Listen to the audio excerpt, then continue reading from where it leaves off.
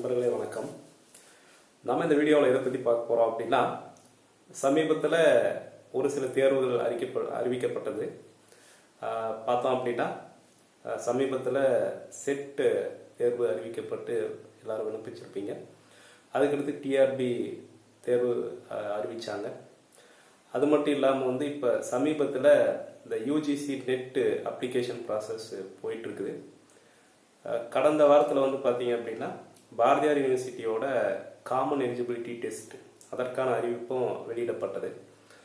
நம்ம இந்த வீடியோவை எதுக்காக பதிவு பண்ணுறோம் அப்படின்னா, நிறைய பேர்த்துக்கு இந்த யூஜிசி நெட் அப்படிங்கிறதுக்கும் சிஇடி அப்படிங்கிறதுக்கும் என்ன டிஃப்ரென்ஸ் அப்படிங்கிற ஒரு குழப்பம் இருக்குது.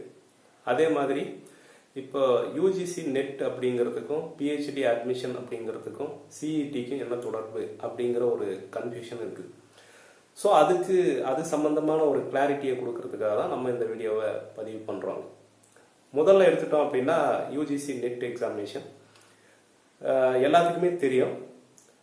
எதுக்காக நம்ம யூஜிசி நெட் அப்படிங்கிறத எழுதுகிறோம், அதோட தேவை என்ன அப்படிங்கிறத பார்த்தோம் அப்படின்னா, இப்போ நீங்கள் இந்தியாவில் இருக்கிற ஒரு உயர்கல்வி நிறுவனம், ஒரு காலேஜில் யூனிவர்சிட்டியில் நீங்கள் அசிஸ்டண்ட் ப்ரொஃபஸர் உதவி பேராசிரியராக பணிபுரியணும் அப்படின்னா நீங்கள் கண்டிப்பாக யூஜிசி நெட் இல்லை பிஹெச்டி இல்லை செட் எக்ஸாமினேஷன் இதில் ஏதாச்சும் ஒன்று கிளியர் பண்ணியிருக்கணும். செட்டுக்கும் நெட்டுக்கும் வித்தியாசம் உங்களுக்கு தெரியும். செட்டு கிளியர் பண்ணால் நீங்கள் அந்த ஸ்டேட்டில் ஒர்க் பண்ணலாம். நெட்டு கிளியர் பண்ணால் த்ரூ அவுட் இந்தியா நீங்கள் எங்கே வேணாலும் ஒர்க் பண்ணலாம். ஸோ அந்த தேவைக்காக நம்ம யூஜிசி நெட்டை கிளியர் பண்ணிகிட்ருக்கோம். அதே மாதிரி ஜேஆர்எஃப் அப்படிங்கிற ஒரு கேட்டகரி இருக்குது. அதில் என்னன்னா, இப்போது யூஜிசி நெட்டை ஜேஆர்எஃப்போட நீங்கள் கிளியர் பண்ணியிருந்தீங்க அப்படின்னா பிஹெச்டி ஜாயின் பண்ணதுக்கு அப்புறமா உங்களுக்கு சென்ட்ரல் கவர்மெண்ட் ஒரு ஃபெல்லோஷிப் கொடுக்கும். அந்த ஃபெல்லோஷிப் 30,000 to 35,000 இருக்கும் பர் மந்த். இது வரைக்கும் இதுதான் இருந்தது. ஆனால் இப்போ ரீசெண்டாக யூஜிசியோட அனௌன்ஸ்மெண்ட் படி பார்த்தோம் அப்படின்னா, யூஜிசி நெட் அப்படிங்கிறதுல பிஹெச்டி அட்மிஷனுக்கான எலிஜிபிலிட்டி கிரைட்டீரியாவையும் இன்க்ளூட் பண்ணியிருக்கிறாங்க.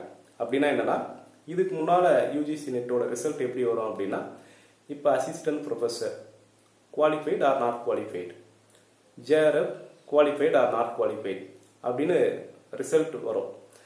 இப்போ இந்த பேட்ச்லேருந்து என்ன வரும் அப்படின்னா, PhD admission eligible or not eligible அப்படிங்கிறதும் சேர்ந்து வரும். அப்போ ரொம்ப சிம்பிளாக என்ன புரிஞ்சுக்கணும் அப்படின்னா, யூஜிசி நெட் அப்பியர் ஆகி எலிஜிபிள் அப்படின்னு ரிசல்ட் வந்தால் மட்டும்தான் நீங்கள் பிஹெச்டியில் ஜாயின் பண்ண முடியும். ஸோ யூஜிசி நெட் எழுதுறது அப்படிங்கிறது இட் இஸ் மேண்டேட்டரி. அதில் எலிஜிபிள் அப்படின்னு வந்திருக்கணும். அதுக்கடுத்து சிஇடி அதை பற்றி சொன்னேன் இல்லையா. சிஇடிங்கிறது common eligibility test conducted by Bharathiar university. இப்போ இதை எதுக்கு சார் எழுதணும் அப்படின்னா, இப்போ யூஜிசி ரெகுலேஷன் படி நீங்கள் பிஹெச்டி ஜாயின் பண்ணணும் அப்படின்னா நெட்டில் எலிஜிபிள் மார்க் வாங்கியிருக்கணும். யூனிவர்சிட்டி ரெகுலேஷன் படி என்ன அப்படின்னா, இப்போ பாரதியார் யூனிவர்சிட்டியோட அஃபிலியேட்டட் காலேஜஸ் இணைப்பு பெற்ற கல்லூரிகள் இருக்குது இல்லையா, அதில் நீங்கள் எந்த காலேஜில் பிஹெச்டி ஜாயின் பண்ணுறதா இருந்தாலும் கண்டிப்பாக இந்த காமன் எலிஜிபிலிட்டி டெஸ்ட்டை கிளியர் பண்ணியிருக்கணும். கிளியர் பண்ணியிருந்தால் மட்டும்தான் நீங்கள் அந்த ஏதாவது ஒரு காலேஜ்லேயோ இல்லை பாரதியார் யூனிவர்சிட்டிலேயோ நீங்கள் பிஹெச்டி ஜாயின் பண்ண முடியும். ஸோ உங்களுக்கு புரிஞ்சிருக்கணும்னு நினைக்கிறேன். நெட் அப்படிங்கிறது கண்டிப்பாக எழுதியிருக்கணும். பிஹெச்டி அட்மிஷனுக்கு பாரதியார் யூனிவர்சிட்டி கண்ட்ரோலில் இருக்கிற காலேஜில் பிஹெச்டி ஜாயின் பண்ணணும் அப்படின்னா கண்டிப்பாக சிஇடி காமன் எலிஜிபிலிட்டி டெஸ்ட்டை எழுதியிருக்கணும். சரிங்களா? தேங்க்யூ. ஜிவி கணேஷ்.